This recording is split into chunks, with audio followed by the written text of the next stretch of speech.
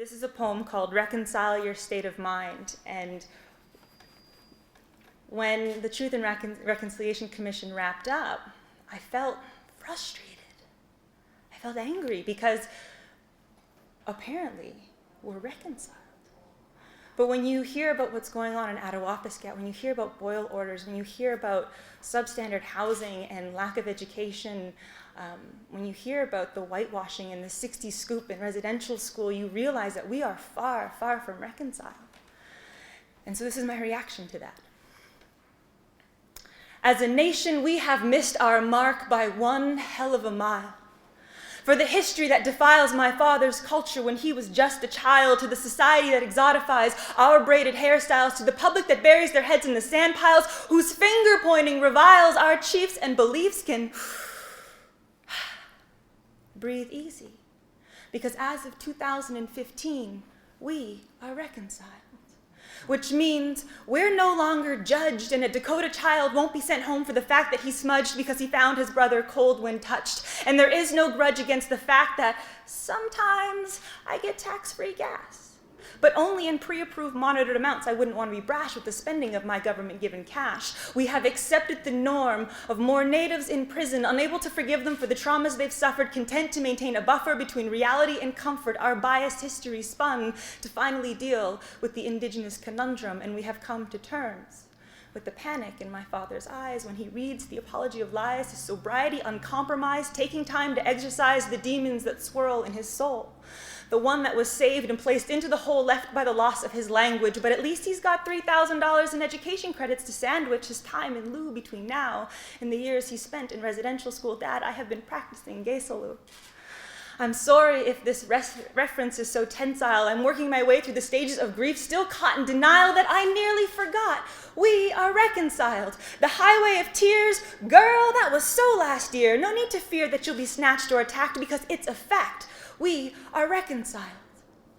Now may I be so bold as to make a suggestion instead of a budget and a timeline for reconciliation? How about an accurate portrayal of history in our nation's education? Bring back the National Aboriginal Health Organization, institute classes for language reclamation, question why there are so many Aboriginals in incarceration, or at least develop a strategy for suicide prevention because we kill ourselves up to 11 times more often. And if we had one, Dakota kids wouldn't have to see their little brothers in coffins, and to soften the lines in the sand we all tend to draw and eliminate common words like redskin and squaw.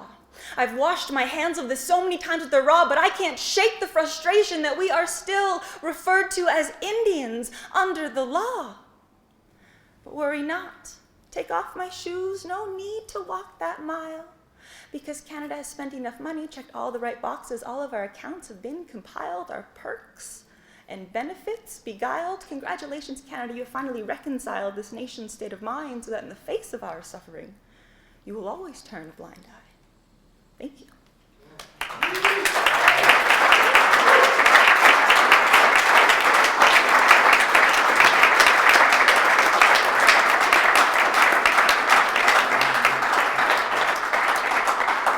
And now I'm going to do one more poem. The reason I struggled was because it was a poem that you had already heard before, and I wanted to make sure that you heard a new one. I also have a new one for later, but it's called Just Another Native Poet, and I'm going to go through it real quick and then be done and wrap it up. So this is what, when I started, doing poetry, this is kind of what I was told, and so it's my reaction to it.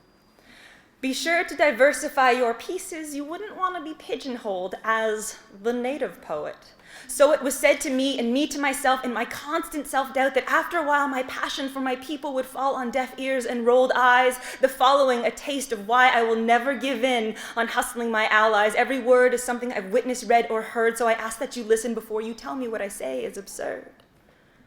Here we go again, they'll say to themselves. She's probably going to talk about water quality and mental health, 20 years of boil orders and contaminated wells, or 140 attempts in 2 weeks to kill themselves. But if you live on reserve, Chief and Council will give you a free house, so it can't be that bad, though we took status away from your spouse.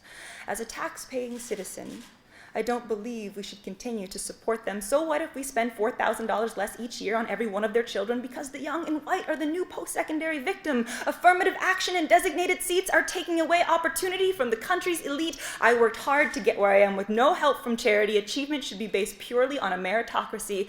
Because the halls were full of people who looked like me, I must have been outstanding to earn my degree, and I can't even express my opinions in the comments on the CBC because everyone is too concerned with being PC. So you can see why my frustration can push me to the other side of angry. History's voice is color-coded by those who have always had the right to vote for it. Do you know what it's like to only see yourself as appropriated, to see Carly Kloss wearing a headdress on the runway half naked, being told that spray-painted racial slurs on homes in Nova Scotia are isolated? Your ignorance is showing if you think colonialism is over and outdated by the egregious fact that I need a government-issued card that proves that I'm Native, a card requiring birth certificates, photographs, guarantors to be validated, a card that expires every 10 years. Point me to a colonizer whose ethnicity can be held in arrears. I would like to read the Federal White Act. I'd like to see your equivalent to e-tags and a res pass. Maybe live in a city that was founded by a man who put a bounty on your scalps on the corner of Cornwallis Street. It's where our Friendship Center is housed. Did you ever stop and think why we are called the Redskins? It's because we've rubbed ourselves raw trying to scrub off the moniker of dirty Indian. Trudeau is great and all, but statistically I am still 5 times more likely to go missing. Justin, that Haida tattoo is cute, but you've got to sit down and listen. It's time to get this country in a treaty condition. You can all suck your teeth and roll your eyes because I'm simply not ready to diversify my writing and go with it because I am proud to be pigeonholed as a Native poet. Thank you.